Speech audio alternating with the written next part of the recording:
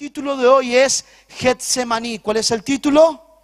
Getsemaní. Getsemaní es el lugar de la unción quebrantada. Anótelo. Y quiero que vaya conmigo a la palabra de Dios en el libro de Lucas, capítulo 22, versículo 39. Y saliendo se fue. ¿Qué hizo? Se fue, como solía, al monte de los olivos. Y sus discípulos también le siguieron. Digan conmigo, formación, seguimiento. Él solía hacer algo continuamente y los discípulos ¿Por qué usted va al monte? ¿Por qué usted va a buscar de Dios? ¿Por qué usted va a ese lugar, ciudad de Dios? A ese lugar donde Dios le dio, donde hay una presencia fuerte del Espíritu Santo. Porque usted tiene un pastor y una pastora que suelen hacerlo. Que tienen un hábito. En pocas palabras, lo dicen los médicos, lo dicen los especialistas, lo dicen los expertos. Para que usted tenga una formación, para que usted muestre su identidad, ya sea física, emocional y espiritual, usted tiene que tener hábitos. ¿Qué tiene que tener usted? Hábitos. Y el hábito de Jesús era apartarse e ir al monte de los, que en su traducción original es Getsemaní. Y él iba a Getsemaní, versículo 40. Cuando llegó a aquel lugar, les dijo: orad, que no entréis en tentación. Y él se apartó de ellos a distancia como de un tiro de piedra, y puesto de rodillas, oró, diciendo: Padre, si quieres, digan conmigo, Padre, si quieres. Ahí comienza la oración, pero antes comienza el lugar de la oración. Él se apartaba, como solía hacerlo habitualmente, a Getsemaní. Si lo puede anotar, en Getsemaní él tenía una oración y esta era la oración. Primero empezaba diciendo: Padre, sí. Quiero que entienda algo. Cuando yo estoy en el lugar correcto de la oración, cuando yo estoy en la posición espiritual correcta como la de Jesucristo, voy a reconocer a Dios como mi Padre. Voy a reconocerlo a Él, no solo como una autoridad, como una deidad. No lo voy a reconocer solamente como alguien que está arriba, lejos, como alguien alto, como alguien sublime, sino también como un Padre. Yo le dije al principio, como un niño que extiende sus brazos hacia su Padre. Él se arrodilló y oró diciendo: Padre, si quieres. ¿Qué significa eso? Quiero que lo anote. Padre, si quieres, significa que la oración perfecta, la oración de Jesucristo en el lugar del quebrantamiento, comenzaba reconociendo el poder del Padre. Padre, si tú quieres, no si yo. Hay un conflicto. Tú y yo muchas veces oramos porque queremos algo. ¿Cuántos muchas veces vienen a la casa de Dios porque quieren algo? Porque quieren sanidad, porque quieren libertad, porque quieren restauración. ¿Y eso es malo o bueno? Es bueno, Dios lo tiene para ti. Él tiene el poder para sanar, liberar, salvar tu alma, restaurar tu familia. ¿Cuántos dicen amén a eso? Él tiene el poder, pero tú no eres el Padre, Él es el Padre, tú eres el Hijo. Digan conmigo, roles. ¿Por qué en tu casa no funcionan las cosas? Porque no se respetan los roles. Hoy en día, la madre quiere ser la hija de 15. ¿Aló? El padre quiere ser el nene de 13 que se la pasa jugando a la PlayStation. ¿Aló? La hija quiere tomar control de todo y quiere ser la madre la que dirige. El hijo quiere ser el padre antes de pasar por un proceso. Hoy todos quieren un título eclesiástico, pero nadie quiere ser hijo como Jesús. Nadie quiere apartarse, arrodillarse y decir: Padre, si tú quieres. El poder de tu oración a Dios es cuando lo reconoces como Padre y como autoridad.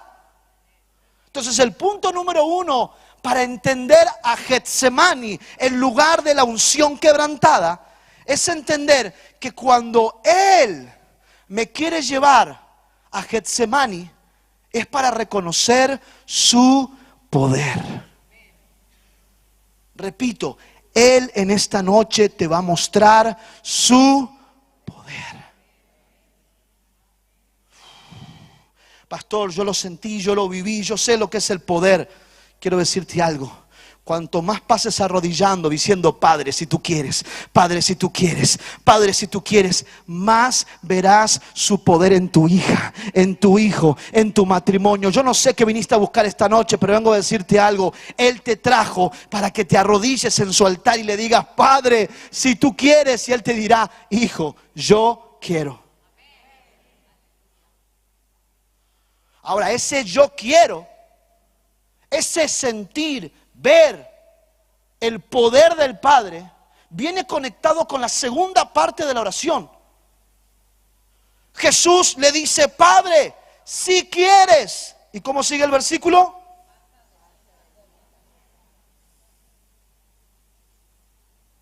Primero, Él reconoce el poder del Padre. Segundo, Él pide como un hijo. Muchos de nosotros no podemos acercarnos a la gloria, a la presencia de Dios, no porque Él no nos deje, sino porque nosotros venimos no como hijos, sino con un corazón de bastardos. ¿Y vio cómo se fueron los amenes? Porque suena fuerte lo que dije. Pastor, ¿por qué dijo eso?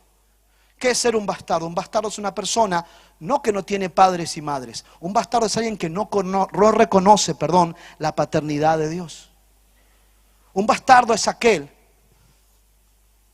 que se queda y mira la oración, pero cae en tentación. Un bastardo es aquel que conoce el hábito de orar, pero en vez de orar y reconocer el poder de Dios, prefiere hacerlo a su manera. Un bastardo es aquel que, a pesar de que tiene la posibilidad de ver el poder, de dejarle lugar a la presencia, a la voluntad buena, agradable y perfecta de Dios, no, él prefiere seducir, él prefiere jugar, él prefiere rozar su vida con las tinieblas. No te olvides, él fue de muy tarde, luego de la cena, luego de la fiesta, luego donde se apagaron todas las luces, Él fue al lugar donde Él iba siempre. Y el título es Getsemaní. Getsemaní significa, en hebreo, prensa de aceite. Un lugar donde se presionaba el olivo, la oliva, la aceituna. Se presionaba. Y lo primero que se sacaba, digan conmigo, lo primero, primicia. ¿Para quién es la primicia? Lo primero para Dios, el primer aceite, el primer brote, la primera unción era entregada al templo para las cosas santificadas. Era entregado como ofrenda a Dios. Jesucristo es el olivo firme. La palabra dice que Él es el olivo que no se seca. Jesucristo es la raíz fuerte de David. Jesucristo fue llevado al lugar del quebrantamiento para ser presionado por la gloria del Padre, para derramar la mejor unción. ¿Cuál fue la mejor unción? Pregúnteme a mí, ¿cuál fue la mejor unción? Lo dice en el versículo. Padre, si tú quieres, pasa esta copa de... Si no... Pero que no se haga mi voluntad, sino... La oración fue muy sencilla, muy práctica, la oración fue muy corta. Pero si la dividimos en tres aspectos, la oración que me lleva a quebrantarme y dar la mejor unción del Padre, es aquella que reconoce al Padre que es el Todopoderoso. Pregunto, ¿usted sabía y cree que Dios puede hacerlo todo? Ok, estamos en lo mismo entonces. Pero también sabe que usted pide, Él lo hará. ¿Cuántos dicen amén? Pero también usted sabe que muchas veces usted pide y Él no hace lo que usted quiere. ¿Por qué? Esa es la pregunta. ¿Por qué? Jesús pidió mal.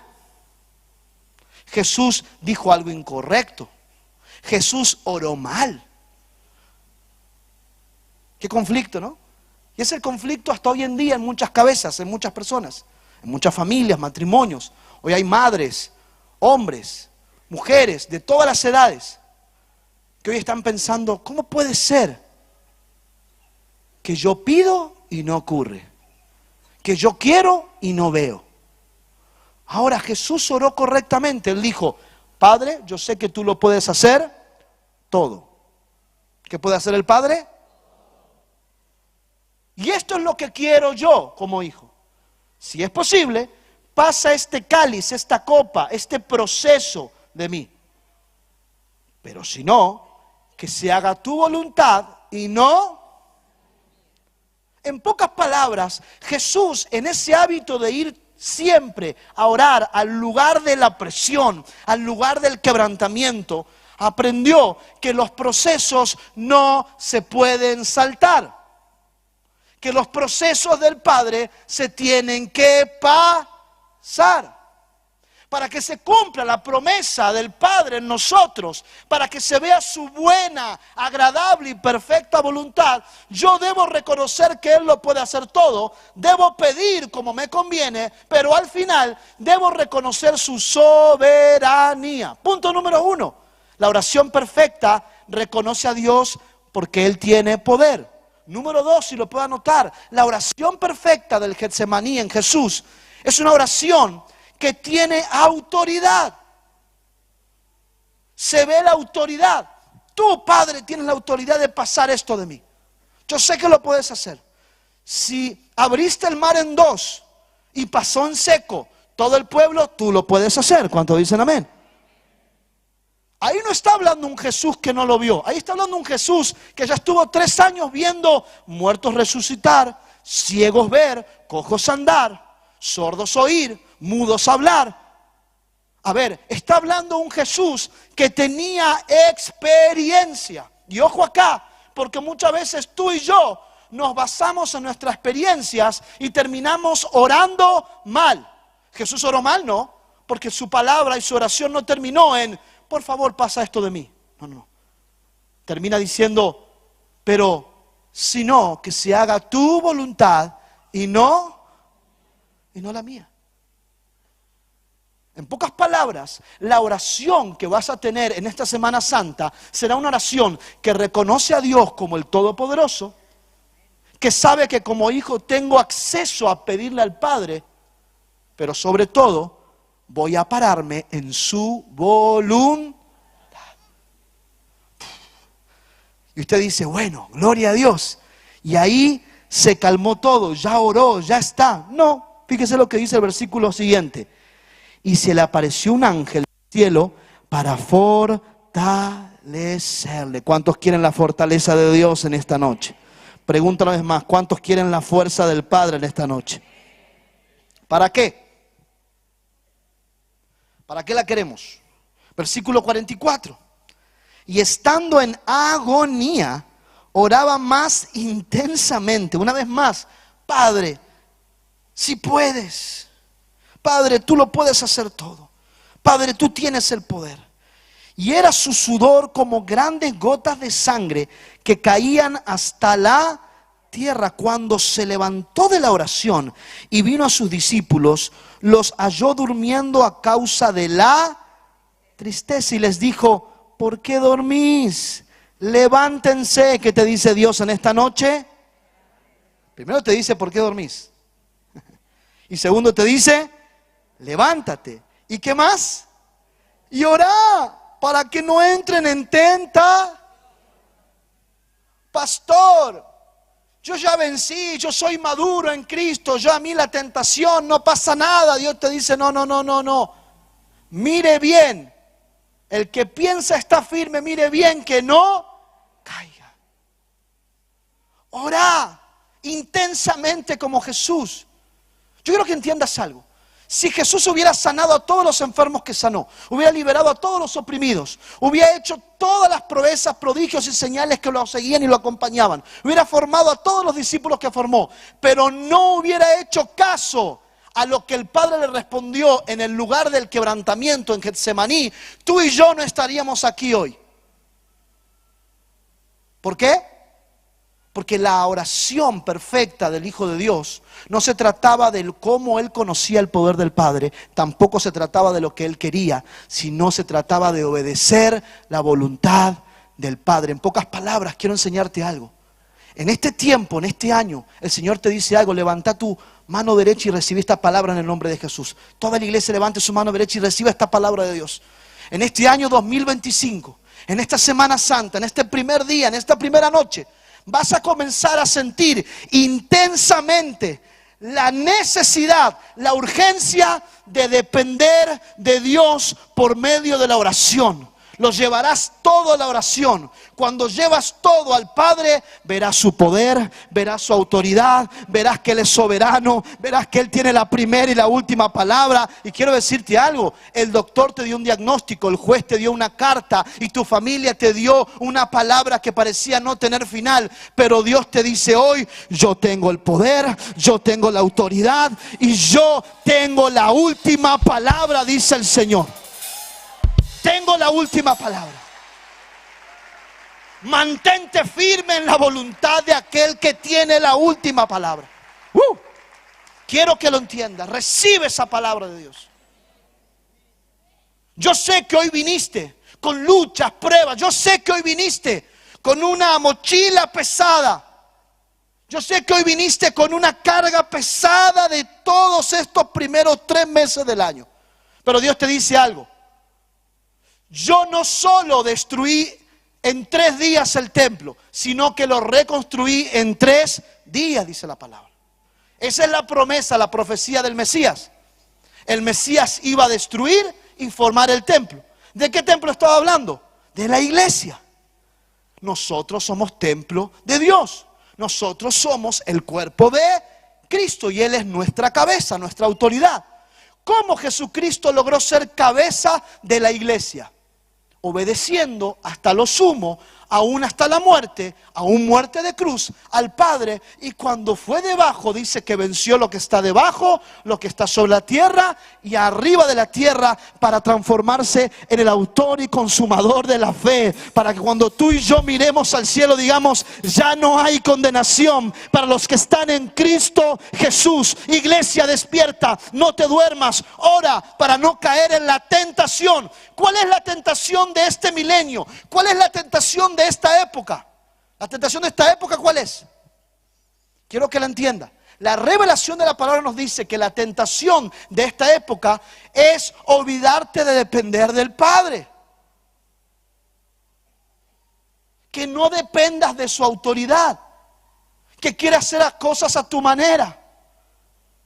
Hoy en día está muy de moda en este mundo narcisista, en este mundo del yo, del ego. Está muy de moda hacer todo a nuestras fuerzas, hacer todo como nos conviene, a vivir la vida como nos gusta. Recuerdo que una vez se hizo un experimento social y se usó una frase, escuche bien porque esto es terrible, se usó una frase que cuando usted la leía era una frase que parecía de la palabra de Dios y que Dios la había dicho, pero en realidad la había dicho Mahatma Gandhi, un hindú. Y le pusieron la letra, el fondo y un diseño muy lindo y lo pusieron en Facebook. Y todos los hermanos y hermanitas que no entienden la Biblia empezaban a publicarlo. Amén, amén, amén, amén, amén. Era palabra de Dios, pero todos la compartieron. Así tú y yo muchas veces caemos en la tentación de hablar, de decir y compartir cosas que Dios no dijo. De hacer cosas que Dios no te dijo que hagas. Dios te dijo: quiero que aprendas de mi hijo, quiero que te apartes, te arrodilles, ores y reconozcas que yo soy el Dios todopoderoso. Y cuando tú pides en tu voluntad, tienes que saber que la última palabra la tiene el soberano. Hace poco hablaba con un amigo, él es judío y vive en Israel. Y hablábamos un poco de la vestimenta y demás, y él me decía, claro, ¿sabes lo que significa el kipá? Que es un pequeño sombrero. No sé si hay aquí de la comunidad judía. El kipá no solo representa algo que tiene que ver con su autoridad, sino que representa que sobre todas las cosas está Dios. Sobre todas las cosas está Dios. Sobre tus victorias, pero también sobre tus derrotas. Sobre tus ganancias, pero también sobre tus pérdidas. Pastor, perdí a un hijo. Sobre todo está. Pastor, me diagnosticaron cáncer. Sobre todo está. Pastor, tengo un nuevo trabajo. Sobre todo está. Porque sabe que tú y yo muchas veces nos hacemos fanáticos de muchas historias bíblicas. Y no es malo saber la historia bíblica. Pero qué terrible sería simplemente contar historias y no mostrar que sobre todo está Dios. Jesús nos vino a mostrar que no tenemos que ser como David, como Daniel, como Moisés. Pastor, pero son gente épica, sí. Pero Dios nos dijo, yo quiero que tú seas como mi Hijo Jesucristo. Todos los demás fallaron, pero hubo uno que fue sin pecado, Jesucristo.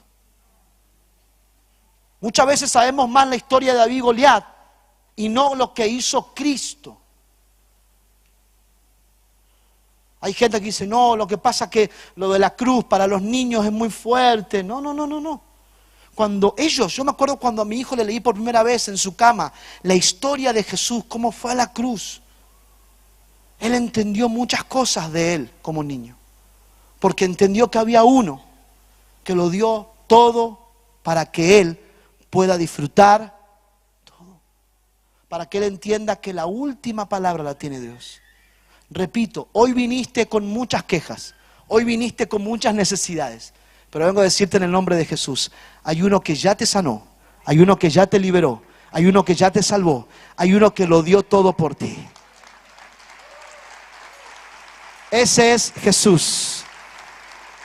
Ese es el nombre sobre todo nombre. Entonces, ¿qué queda, pastor? ¿Qué hago? Ya está todo, me voy a mi casa. No, dice la palabra que la puerta de la gracia solamente se pasa con arrepentimiento. Pastor, ¿Dios me pone condiciones? No, tú te pusiste condiciones cuando le diste la espalda a Dios. Dios ya lo dio. El arrepentimiento significa, yo reconozco que hay un Dios que es todopoderoso, que tiene poder para darme lo que yo necesito, pero Él tiene la última palabra. Y si lo hizo con su Hijo, ¿cómo no lo va a hacer con? Porque la historia no termina que Él murió. Murió, ya está. No, usted ya sabe que Él murió, pero resucitó. Hoy lo adoramos, hoy lo alabamos, hoy dijimos, en la cruz yo vi la luz. Yo en la cruz no vi algo oscuro. Quiero que te reconcilies con Cristo. Quiero que entiendas el pacto, el nuevo pacto. El nuevo pacto nace cuando Él cumple en derramar toda su sangre. Hasta la fecha, antes de Jesús, todos los corderos ofrendados en el templo de Salomón, todos eran muertos y ninguno resucitaba. ¿Usted entiende lo que digo? Yo quiero que se vaya un poquito más atrás. Dice que a los 12 años Jesús fue llevado por primera vez, digan conmigo, por primera vez al templo. Y Él fue a la explanada del templo. Y dice que sus padres fueron en las fiestas. Y en las fiestas, como había miles y miles de personas, de repente lo perdieron entre la multitud. Y caminando de vuelta a su casa dijeron, nuestro hijo, ¿dónde está? No está con el pueblo, no está con la caminata, volvamos. Y cuando volvieron lo encontraron a Jesús debatiendo con los expertos del templo. ¿Qué estaba debatiendo un niño de 12 años? ¿De qué estaba hablando? Yo quiero que puedas abrir un poco más tu mente. Ese niño con 12 años, él ya sabía quién era.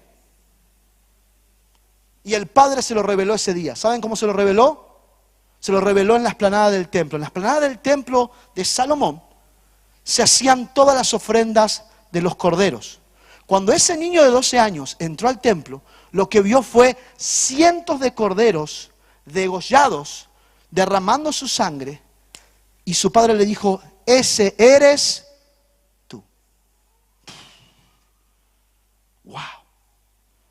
Un niño de 12 años mirando su futuro, dicho por su padre.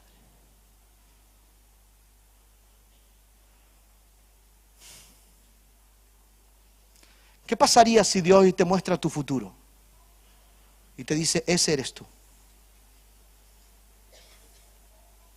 Esa es mi voluntad para ti. Pastor, es fea la voluntad. No, no. En realidad, le estaba diciendo, tú eres el elegido. Tú eres el ungido de Jehová. Tú eres el quebrantado, el varón de dolores, el cordero inmolado. Yo quiero que entienda el concepto de lo que somos como iglesia. Nosotros no somos personas que estamos en este mundo para decir, bueno, a ver cómo nos sentimos mejor en el mundo porque esa es la voluntad de Dios. No, la voluntad de Dios es que tú y yo miremos al ungido de Jehová, que es Jesucristo, y digamos, gracias Señor, porque cuando me arrepentí de mis pecados, tú me justificaste, tú me salvaste, tú me redimiste. Ese niño de 12 años volvió a su casa sabiendo que iba a ser el momento, iba a llegar el momento en donde él iba a tener que entregar su vida como ofrenda de amor. Pastor, ¿dónde dice eso la Biblia? Lo dice en imágenes. Él lo vio y comenzó a debatir con los grandes maestros. Dice que los grandes sacerdotes y maestros del templo veían que él era muy inteligente, que lo que él decía estaba más allá de lo que ellos comprendían y entendían. Un niño de 12 años. ¿Es normal eso? Es sobrenatural.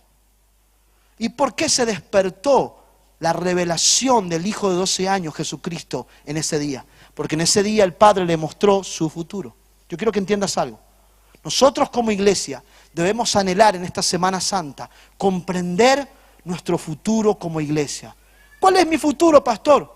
Porque yo la estoy pasando mal, yo veo el dólar que sube y baja, yo veo que esto y lo otro, y voy al supermercado. No, tu futuro no está en ningún lugar de esos.